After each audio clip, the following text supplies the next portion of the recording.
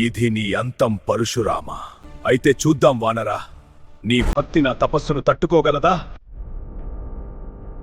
ఆకాశం వణికింది, భూమి చీలిపోయింది. త్రేతాయుగంలో రెండు అప్రతిహత శక్తులు ఎదురెదురుగా నిలిచాయి. పరశురాముడు కోపానికి రూపం, పరశుతో ధర్మాన్ని శిక్షించిన యోధుడు. మరోవైపు హనుమంతుడు, వాయుదేవుని కుమారుడు, అడ్డుకోలేని బలం, అచంచల భక్తి. త్రేతాయుగ చరిత్రలో ఈ యుద్ధం ఎవరూ ఆపలేరు, దేవుడే దిగిరాకపోతే తప్ప. నీ బలం గర్వమైతే నా పరశు ధర్మమైంది. గర్వం కాదు మహర్షి, ఇది రామభక్తి ఇచ్చిన శక్తి. ఈ భూమి నా ప్రతిజ్ఞకు వణికింది. ఈ గదని వణికించిన శక్తి రామనామమే.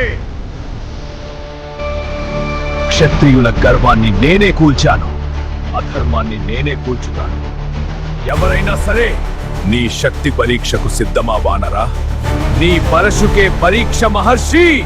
యుద్ధం అంటే మరణం తెలుసా? రామకార్యానికి మరణమే మోక్షం. నీ దేహం కదిలితే భూమి కంపిస్తుంది, నీ కోపం కదిలితే నా భక్తి మండుతుంది. ఇది నా చివరి హెచ్చరిక, ఇది నా మొదటి అడుగు.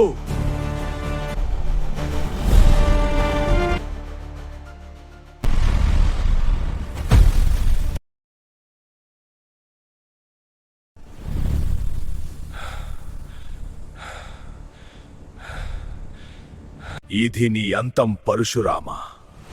అయితే చూద్దాం వానరా, నీ భక్తి నా తపస్సును తట్టుకోగలదా?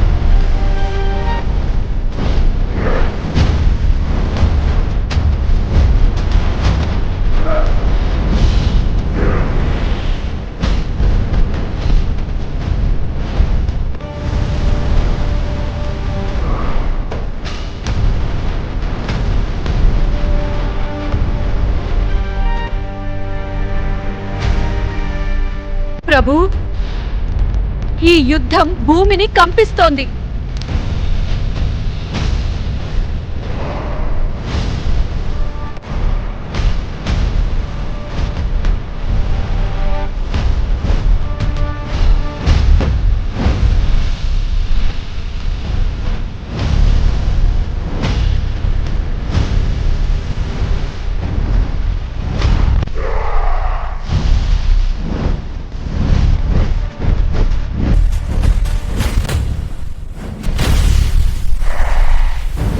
భక్తుల మధ్య యుద్ధం ధర్మానికి విరుద్ధం. మీ ఒక్క సంకల్పంతో ఈ సంగ్రామం ఆగాలి.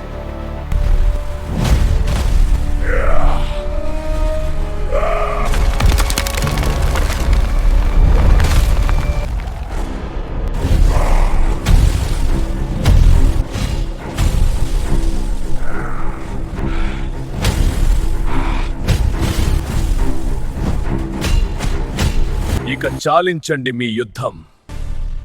పరశురాం హనుమంతున హంసనే. దయచేసి ఈ యుద్ధాన్ని ఆపండి.